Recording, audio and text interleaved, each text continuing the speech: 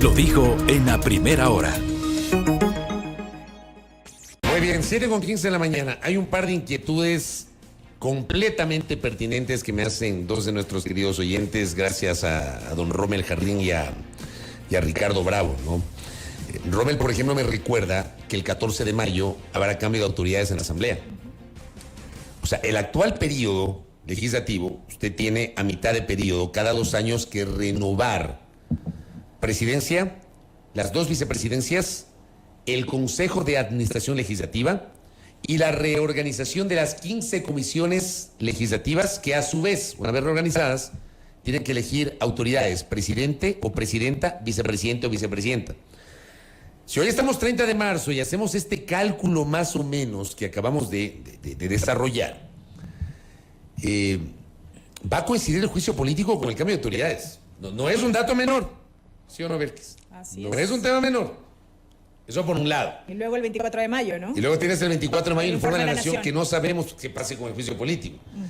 Porque uno entendería que para el 24 de mayo ya debería haber una decisión en el juicio político si se respetan estos plazos que acabamos de señalar. Y la otra inquietud que planteaba Ricardo, que ayer también le estábamos conversando con algunas personas, lo compartimos con el doctor Diego Lucero, con la Cris Cabezas, hay esta duda. Yo creo que no debería haber duda, pero vamos a ver si mañana tenemos algún especialista en técnica parlamentaria. A ver si mañana lo invitamos a Pedro Cornejo, que estuvo de cumpleaños ayer, le envió un abrazo a mi doctor. A ver si mañana lo invitamos a Pedro Cornejo, porque hay esta duda. La Ley Orgánica de la Función Legislativa prohíbe que se tramiten 2 juicios políticos al mismo tiempo. Ojo que todavía no se termina de evacuar el juicio político sobre el cual hay un informe de archivo que debe ser votado, entiendo, hoy en la Comisión de Fiscalización, sobre el juicio político contra el secretario de Seguridad Pública del Estado, contra la ministra de la Mujer y el exministro del Interior, Patricio Carrillo, por el tema del femicidio de María Belén Bernal. Luego tenemos el juicio político del ministro de Transporte y Obras Públicas. Está pendiente el juicio político al Consejo Nacional Electoral, que no se lo puede hacer hasta que no se cierre el proceso electoral, el periodo electoral, no se lo puede hacer. Entonces hay esta duda que plantean algunos, porque la norma dice que no se pueden tramitar 2 juicios políticos al mismo tiempo y además hay un orden de prelación. Yo sostengo que este es un procedimiento especial. Eso te iba a decir, habría que ver si es que hay alguna particularidad por tratarse de un juicio político al presidente de la República, claro, que no es lo mismo, no es igual que sigue a los demás funcionarios del Estado. Yo sostengo eso, por ejemplo, yo sostengo esa tesis, así que... Pero habrá que ver si la norma expresamente lo cita. La norma no dice nada. No dice nada. La norma no dice nada. O sea, hablamos desde la naturaleza propia del juicio político, que incluso tiene un procedimiento distinto, un procedimiento especial. Correcto. Entonces yo creo que no se aplicaría esa norma de prelación. Ya, pero ahí les dejo boteando la pelotita. Mañana vamos a conversar, a ver si mañana lo tenemos a Pedro Cornejo, ojalá que nos acepte la invitación. César Febres Cordero está con nosotros conectado. Gracias, mi doctor. Bienvenido, buen día. ¿Cómo le va? Muy bien, querido Fabricio, estimada Abel, que es un placer estar con ustedes de nuevo con su audiencia. Bienvenido. Gracias a usted. A ver, primera lectura desde su entendimiento, conocimiento político y del análisis de lo que ayer resolvió la Corte Constitucional. Bueno, lo primero es que no hubo sorpresas, ¿no? Ya que 6 miembros de la Corte Constitucional no votaron con el voto salvado, votaron con el voto salvado en contra y no con un voto concurrente, a lo que en teoría propuso, o se conoce que propuso y presentó Teresa Núquez, que era para no dar la admisibilidad al juicio político. Hubiera sido sorprendente que de repente había un cambio, una diferencia. Lo que se esperaba era que se dé paso a admisibilidad en lo que se dio. Llama la atención, y es un tema que le dejo a los juristas en este caso, que se eliminan las 2 causales por concusión y se quedan solamente con la de peculado. Y ahí creo que tienen una interpretación un poquito expansiva de su función, porque ya se ponen a ver no solamente si es que singularizan y dicen, aquí está concusión, que es uno de los delitos que están en la causal 2 del artículo 129, no, sino que van más allá, pero sin profundizar en un campo que no es el mío. Yo creo que por lo menos ahí empezamos diciendo que no hay sorpresas. Lo otro es que la Corte Constitucional se salva de algo. Sí, es verdad de que tal vez ya de hecho ya han salido algunos opinólogos y algunos actores políticos a poner en cuestión la independencia de esta corte, querer decir que le han entregado al país al comunismo y qué sé yo, pero no le va a afectar mucho. En cambio, si esta Corte Constitucional no daba paso al juicio político, ¿verdad?, había la posibilidad de que se la cuestione por funcionar al gobierno, sobre todo si es que era a través de la ponencia de Teresa Núquez, que se la relaciona, y no digo que sea correcto, con la derecha y el empresariado, y lo que uno se imagina es el sector económico y social detrás del presidente Guillermo Lasso, por haber estado a cargo del arbitraje de la Cámara de Comercio de Guayaquil. Entonces, ahí la Corte se hubiera enfrentado a un escenario complicado, y complicado para el país porque es tal vez la última institución que es medianamente respetable en la República, 1 y 2, es en el caso de una muerte cruzada, la encargada, ¿verdad?, de darle visto bueno a los decretos leyes en materia económica urgente que el presidente puede expedir durante un periodo, digamos, del interín entre el decreto de muerte cruzada y las nuevas elecciones. Entonces, por lo menos esa es la primera apreciación. Doctor, buenos días, bienvenido nuevamente. Antes de profundizar en el tema de las causales como tal, yo quisiera detenerme rápidamente en este llamado de atención que hace la Corte Constitucional a la Asamblea Nacional por esta falta de prolijidad en la activación de la figura del juicio político en contra del presidente de la República. Sobre eso, la experta en temas legislativos, Livia Rivas, publicaba un tuit en el que decía cómo se debe entender el párrafo 67 de este dictamen de la Corte. No importa inobservar las reglas del trámite mientras no vulnere los principios de legitimidad política o el derecho al debido proceso. Planteaba ella este interrogante. Claro. De nuevo, desde el punto de vista mío del análisis político, y voy a citar a un colega que decía ayer un poco de manera humorosa, esta Corte no iba a perder la oportunidad de darle un jalón de orejas al legislativo. Es una Corte que tiene un poder y un entendimiento de su propio poder a la hora de relacionarse con las otras funciones del Estado.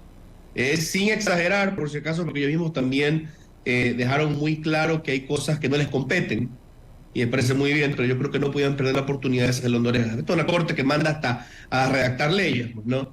Pero en todo caso, siento que el jalón de orejas, tal vez más allá de eso, sí era necesario. Porque, de nuevo, lo importante aquí, lo de fondo, la razón detrás de nuestras leyes y nuestra Constitución es la paz social, el desarrollo y la democracia.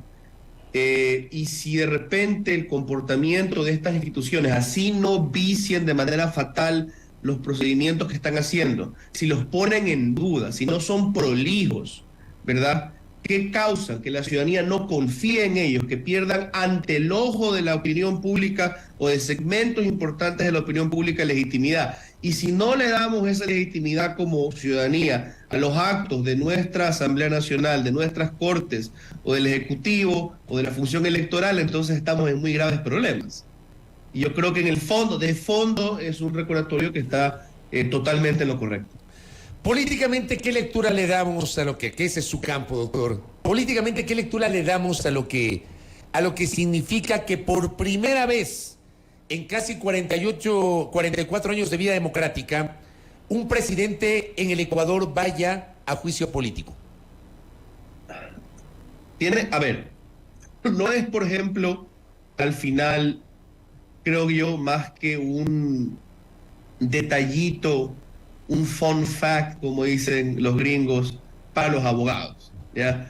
Porque a pesar de que sí es la primera vez de retorno a la democracia que tenemos uno de estos procesos, y creo que segundo en la historia para un presidente, algo parecido o escenarios parecidos de un presidente que en la práctica estaba interpelado ante el Congreso por las presiones políticas del Congreso, que se lo ha puesto en cuestionamiento en el Congreso, en el Legislativo, ¿no? Y que se haya sacado a corriendo de cualquier manera. Eso ha pasado aquí. Perdemos la cuenta, históricamente, antes y después del retorno a la democracia. Entonces, para mí, ¿qué tan significante es? No tanto. Han estado de otras formas, y a veces creo que inconstitucionales, los presidentes en el banquillo. Solamente que no con la formalidad de un juicio político. Se ha debatido si los iban a permitir seguir o no, y encontrar la causal que había que encontrar en la Constitución para sacarlos. Y presionaban en las calles para sacarlos. Ahora, ¿cómo se va a dar la defensa del presidente de la República si es que decide, y parece que lo va a hacer, ir adelante en eso? Eso puede ser lo llamativo. Veremos al presidente hablando él mismo, enviará a sus representantes y procurador. Veremos qué argumentos, qué dramatización se va a dar de todo este escenario ante la Asamblea, cómo lo van a querer aprovechar los actores políticos. Eso me llama la atención, ¿verdad? Pero creo también que es un momento que va a ser difícil, porque incluso si el gobierno se salva, lo que se va a sacar ahí, lo que van a hablar sobre este caso, las acusaciones que se van a lanzar, que en teoría no se pueden inventar nada más allá del peculado, que es la causal que se admitió. O sea, ya es lo que yo sostenía en el comentario hace minutos. O sea, ya no pueden insistir en el tema de concusión. Y yo, por ejemplo, hice, doctor, una mirada retrospectiva en la evolución de las acusaciones. Acuérdese usted que en el borrador de informe de la comisión del caso Gran Padrino, habían puesto la causal de delitos contra la seguridad del Estado, señalando que hay traición a la patria que está contenida en el COIP, y habían puesto delitos contra la administración pública, concusión, peculado y cohecho. Luego, en el documento que finalmente aprobó la comisión, pusieron solamente concusión, peculado y cohecho, y ya sacaron el tema de delitos contra la administración pública. Luego presentan la acusación, el pedido de juicio político contra el presidente, y se circunscriben en concusión y peculado. Y ahora la Corte solamente dice peculado, inadmitido concusión. Mire usted cómo ha evolucionado la acusación, doctor. Así es, y hay un par de cosas que quisiera comentar. La primera es que aunque no deberían, no me sorprendería, y basándome en cómo ya han tratado este proceso desde antes, que hablan de cualquier otra cosa.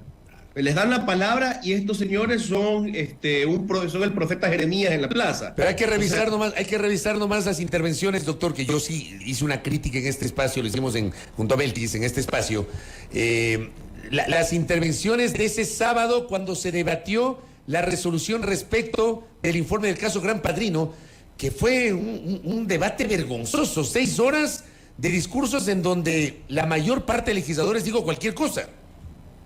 Y nos pasó lo mismo, acordémonos, en junio del año pasado, cuando trataban de buscar la salida del presidente por el artículo 130, por grave conmoción interna y crisis política, que en ese caso sí existía, creo yo, por el escenario del paro. Y hablaron de cualquier cosa. Y yo siento que lo peligroso, primero para la democracia, es que lo van a tratar no van a respetar, digamos, realmente el proceso, creo, me lo temo. Y lo segundo, peligroso para el gobierno, que al hablar de otras cosas, al usar eso para ese espacio para decir este es un mal gobierno que no está cumpliendo, probablemente van a tocar y van a darle mayor relevancia ante el ojo público ciertos sucesos que ya se están dando, digamos, entre la tragedia de Alausí y la tragedia en El Oro y los asesinatos que hemos visto en los últimos días, incluyendo funcionarios públicos, las renuncias que sean a causa de eso. Todas estas cosas van a salir. ¿Por qué? Porque este juicio político se lo ha tratado a la interna de la Asamblea y de cara al ojo público cada vez menos como queremos castigar a alguien por lo que ha pasado en torno al caso Encuentro, y que de hecho cada vez va alejándose de Danilo Carrera esto, y lo hacen sobre queremos sacar a Lazo, esta es la vía de salida del país. Que ahí también yo creo que cabe otra cosa. Sí, los juicios políticos son entendidos muchas veces por los politólogos y por los juristas como un mecanismo de salida de crisis. El problema con eso, y no niego que lo pueda hacer, es que aquí ya tenemos eso de otra forma. El artículo 130, numeral 2, si mal no recuerdo, te permite destituir al presidente de esa manera. Se debate aquí si se lo agotó en junio o no. ¿Ya? Hay dos posturas y no están divididas entre correísmo, anticorreísmo, izquierda, derecha. Hay una gran diversidad de opinión entre los juristas ahí.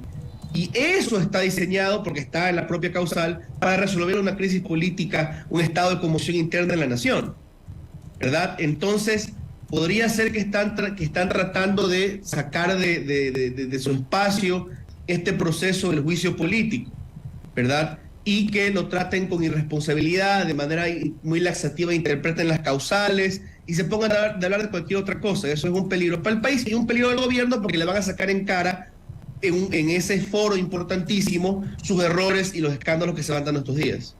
Doctor, con esta luz verde, por decirlo así, por parte de la Corte Constitucional, lo cierto es que esto se resolverá finalmente con votos en la Asamblea Nacional. Como está actualmente el escenario dentro del legislativo, le consulto a usted cómo mira el trámite que se dará de aquí en más a esta solicitud de juicio político que deberá resolverse en estos aproximadamente 45 días? Los tiempos es lo más importante ahorita. Claro. Y estoy pensando en la muerte cruzada. Si este gobierno trata de poner, que puede, la muerte cruzada a última hora, viendo que la situación es insalvable, estamos a las puertas de un escenario muy peligroso en este país. Si la Asamblea Nacional no lo acata, ¿qué van a tener que hacer las fuerzas públicas? ¿A quién van a desalojar? ¿Cómo va a reaccionar la ciudadanía? Nosotros no estamos tan lejos, creo yo, y no me gusta ser agorero del desastre, pero en este caso creo que es serio y responsable decir que tan lejos estamos en ese momento de Perú, de ponernos como están allá. Digamos que la Asamblea lo acepta. ¿Cómo va a reaccionar Leonidas Issa? ¿Ya? Es muy peligroso, y el hecho que el presidente tenga que poner a consideración estas cosas también es un poco, nos dice algo malo sobre el país en este momento. Ahora, la muerte cruzada la da muy temprano él, y puede ser que esté perdiendo la oportunidad de salvarse en el juicio, y igual, aunque no de manera no tan un escenario no tan efusivo, puede también calentar las calles. ¿Y por qué digo que se puede salvar todavía? Porque yo sostengo que no hay entusiasmo, y no debería haber entusiasmo en algunas bancadas importantes para conseguir los 2 tercios necesarios. ¿A qué bancadas se refiere, por ejemplo? ¿En qué bancadas usted no ve ese entusiasmo que señala? A ver, entre sus filas, y lo entienden bien. En el PSC acaban de perder sus bastiones más importantes. No están en un escenario de fortaleza, donde si de verdad vamos a la muerte cruzada y se la acepta, se la reconoce y terminamos en elecciones adelantadas, no están en posición de sacar una buena bancada. Y es un peligro no solamente para individualmente los asambleístas y los militantes que pierden ese espacio, es un peligro para sus líderes. ¿Cuál es la cuota de poder del abogado Jaime Nebot sin Guayaquil y sin Guayas? Es el bloque de la asamblea que necesita para cualquier movimiento político para alcanzar las mayorías. Y arriesgarlo, peligroso. Segundo, la izquierda democrática. También un escenario electoral, digamos, penoso, sin una figura presidenciable, lo mismo en el PSC, no tienen realmente un candidato ahora, con divisiones internas graves. Saben que muchos no se van a reelegir si es que vamos a elecciones adelantadas. Tampoco es que en 2025 lo tengan todo bonito, pero tienes más espacio, más tiempo para hacer algo sobre eso. Pachacutic, puede haber quienes allí crean que este es un momento en realidad, que pueden repetirlo desde el 2021, que el país está cansado de la dicotomía correísmo-anticorreísmo, que más bien tienen esa figura de Issa, que yo digo que es difícil traducir a Issa del escenario de calles al electoral, pero digamos creen eso, y nosotros vamos a entrar con él, incluso si ellos lo creen, porque esto se trata de percepciones e información. Hay muchos ahí de la derecha de la bancada, o digamos el ala derecha de esa bancada, que saben que ni de candidatos lo van a poner, porque están peleados con la CONAIE, porque no son de esa línea, no los van a contemplar. Entonces, incluso si a Pachacutic le va bien, ellos no van a estar invitados a la fiesta, y se quieren autopreservar como políticos. El correísmo creo que es la bancada que no le molestaría, de hecho públicamente cabildean por la muerte cruzada, y es a la que menos le afecta, aunque yo sí insisto que hay elementos dentro del correísmo, como los alcaldes, como Aquiles Álvarez, como Pavel Muñoz, que cualquier escenario de crisis en este país no les conviene. Son gente que necesita atención hacia ellos, necesita fondos, y difícil conseguir eso en un escenario de crisis. Y luego está que el correísmo, también con la mirada hacia los prefectos y alcaldes que van a asumir pronto, tal vez pueda pensar que si tenemos elecciones adelantadas unos pocos meses después de que ellos recién asuman sus cargos, no van a poder explotar esos presupuestos, esos recursos que van a tener alcaldes y prefectos para fortalecer su maquinaria electoral. Sin embargo, creo que el correísmo es el que puede salir más beneficiado y está más cómodo. Y tiene un argumento en contra de lo que estoy diciendo, y es que si van a elecciones ahorita adelantadas en unos pocos meses, son la fuerza política más consolidada del país, y mientras la derecha está dispersa, y lo demostró en las seccionales, ellos dominan la mayoría de la izquierda, entonces está en una posición ventajosa. Cierro esto con una cosa más, y es que me puedo equivocar, porque de nuevo, esto son percepciones e información. ¿Qué pasa si dentro del PSC, por ejemplo, ellos piensan que hay un costo político más alto en verse funcionales del gobierno y sostenerlo? ¿Qué pasa si ellos le tienen más miedo ya al 2025 vistos como funcionales al gobierno? Entonces, en este caso, lo que le va a tocar a Guillermo Lasso no solamente es defenderse de la acusación de responsabilidad política por peculado, le va a tocar convencer a los asambleístas, a bancadas enteras o a grupitos dentro de ellas, de que el costo, el peligro es más alto para ellos si él les tira la muerte cruzada encima y no terminan regresando a la asamblea. Doctor, ¿realmente estaríamos a puertas ya de una muerte cruzada, más allá de que el entorno del presidente ha señalado que él se defenderá en el juicio? Como lo digo, eso depende de lo que de los intereses, de las convicciones del gobierno ahora y de cómo estén procesando la información. Si ellos, real o no, se ven perdidos en el juicio, es muy probable que lo hagan, aunque como digo, también tienen que considerar el escenario de las calles, el peligro que puede haber para ellos y para el país. Y yo pienso que se han dado señales que no son seguras, pero son señales, desde el ministro Cucalón y otra gente de su despacho en medios diciendo que no le tienen miedo a defenderse, que van a pelear. Y yo creo que es lo más inteligente, ¿verdad? Como les digo, hay espacio, hay terreno para el gobierno para ganarse asambleístas. Y no estoy hablando de, y no digo que pueda pasar o no, porque ha pasado tantas veces, pero no estoy hablando de reparto, que es lo que la gente contempla como escenario siempre. Simplemente con el miedo, simplemente con decirte no me tientes que yo te voy a montar la muerte cruzada y tú no te religes y pobre de ti, pobre de tu partido. O sea, que puedes jugar con eso, con la percepción de qué va a ser más costoso para el asambleísta. ¿Tentar al presidente así o no? Oiga, doctor, hay un detalle, hablando de muerte cruzada. Ayer tuvimos aquí la presencia de 3 distinguidos juristas, de la doctora Pamela Aguirre Castro, de Jimena Ron Herráez y del doctor Sebastián López Hidalgo desde Cuenca. Tuvimos una muy interesante tertulia sobre, digamos, la previsión de lo que podría pasar en la Corte y hablamos de la posibilidad de que el presidente disuelva la Asamblea Nacional y los 3 coincidieron en que no hay impedimento, pese a que hay actores políticos que dicen que sí, que iniciado el juicio político el presidente no puede disolver la asamblea y aplicar la muerte cruzada, pero en ninguna parte de la Constitución dice que hay un impedimento. Ojo, los juristas coinciden con aquello. Pero hay una parte del dictamen de la Corte, y le quiero agradecer públicamente a Néstor Tori Nostroza que me compartió a la medianoche este detalle. En el propio dictamen dice la Corte temas de la solicitud que no son objeto del presente dictamen. Y dice, los proponentes en la solicitud han hecho referencia al mecanismo de control denominado muerte cruzada, insinuando que el presidente de la República no podría hacer uso de su atribución constitucional establecida en el artículo 148 de la Constitución durante la tramitación del juicio político. En este contexto, a la Corte no le corresponde, en este momento, dice, pronunciarse sobre esas afirmaciones, por lo que no serán parte del análisis constitucional. O sea, la Corte no establece ningún tipo de restricción ante una eventual aplicación del recurso contenido en el 148 de la Constitución. ¿Qué opina usted sobre esto, doctor?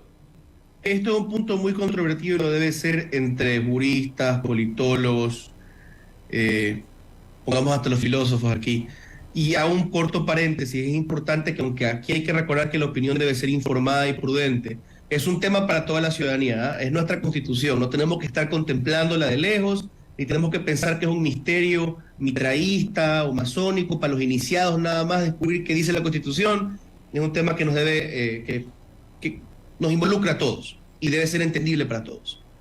Ahora, a ver, habiendo dicho eso, también hay juristas que sostienen que aunque sí, el presidente le puede también acarrear eso problemas a futuro, que podría ser fraude constitucional, invocando las causales sin mayor sustentación, que le podrían interponer acciones.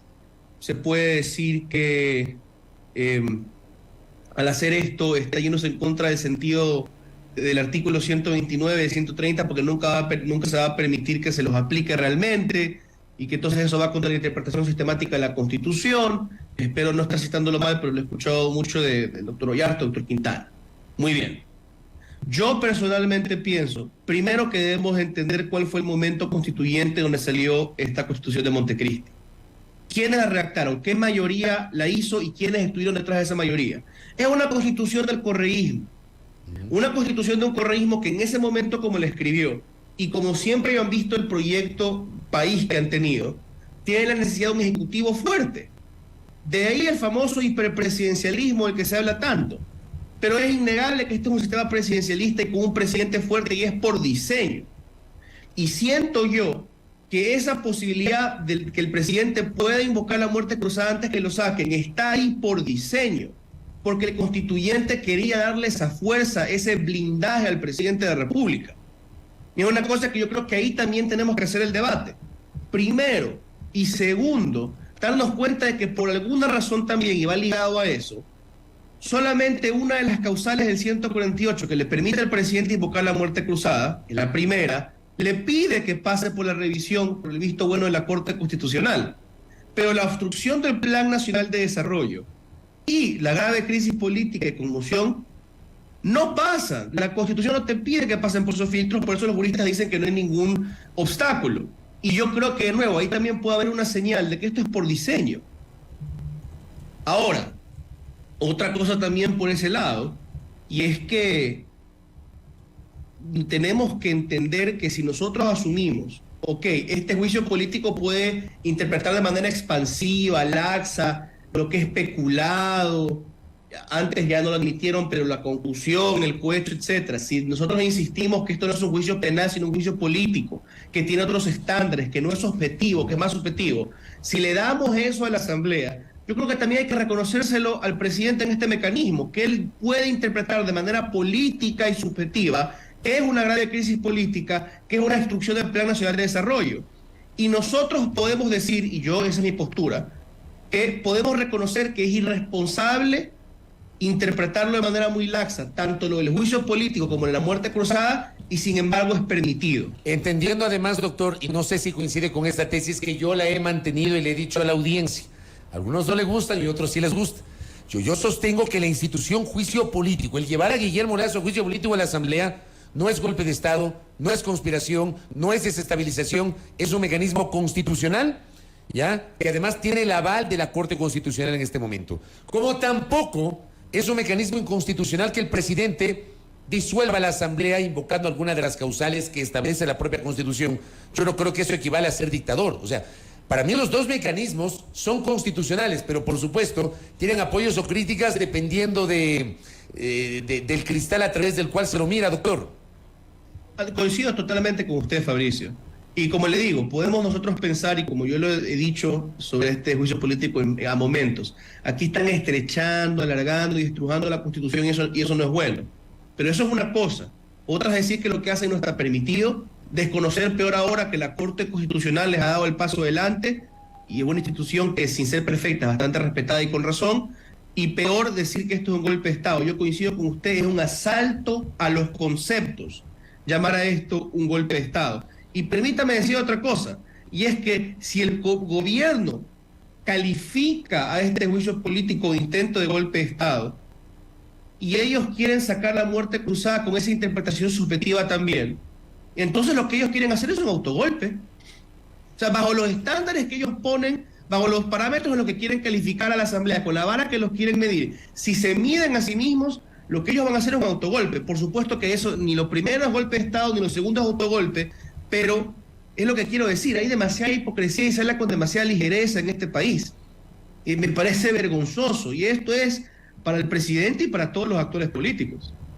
Ya había en su momento un expresidente que decía que no puede ser posible que una república presidencialista como Brasil del Congreso la bajen a Dilma porque perdió la mayoría, y ahora eso ya no es, y ahora los periodos de 4 años no son importantes en la democracia, pero como digo, aquí el coyunturalismo es peligrosísimo. Oiga, doctor, aquí me pasan una pregunta que le traslado. ¿Y por qué cree usted que el PSC podría eventualmente apuntar a que no? Insisto, todo se trata de las percepciones. Nosotros no es su deberíamos... percepción, claro, su percepción.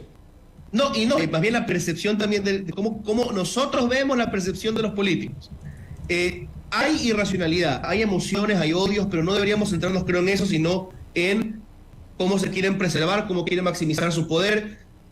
Entonces, pensándolo de esa manera, ellos ven que han perdido fuertemente en estas últimas elecciones, ven que han perdido su motor electoral, que es el municipio de Guayaquil. De ahí salía mucho de la fuerza política de ellos, en recursos y en reputación, ¿verdad? Orbitaba mucho el PSC alrededor de ese municipio, los perdieron.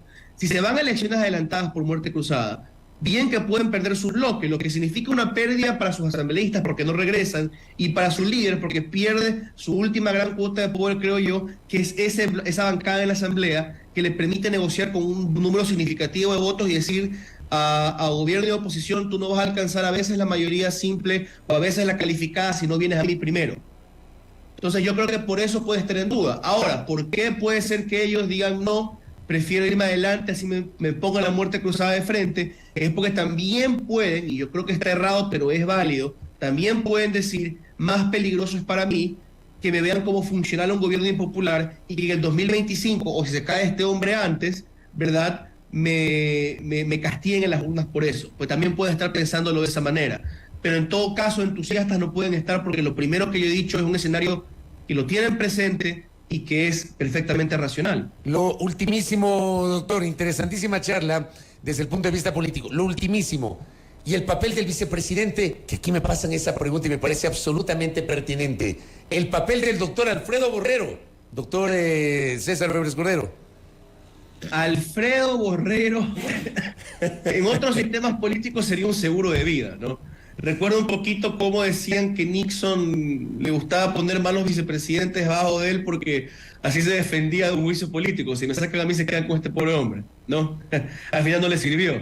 Pero, vaya, yo creo que Alfredo Borrero probablemente va a estar en la mira de la gente, porque así no se le acerquen, la gente va a estar pendiente de que se le acerquen, por la historia política del país. En la memoria política nuestra, y con justa razón, está esta famosa frase del doctor Velasco Ibarra: el vicepresidente es un conspirador a sueldo.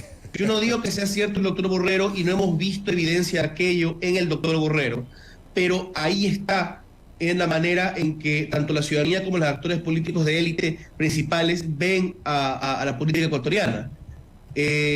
Ahora, ya también se dice mucho que como es un personaje, digamos, débil relativamente en la política, si él termina reemplazando al presidente Lasso porque al final se lo destituye por otra por el juicio político o por otra vía, o si el presidente renuncia, dicen que el doctor Borrero puede ser que no dure mucho, y es verdad, porque es impopular y se lo ha ganado en cierta forma, porque es una figura que en las elecciones se presentó como el que iba a tratar y atender la salud pública.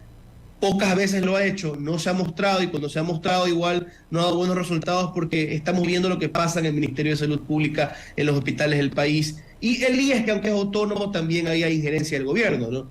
Entonces, es un personaje que probablemente se lo percibe como si entra a no madurar.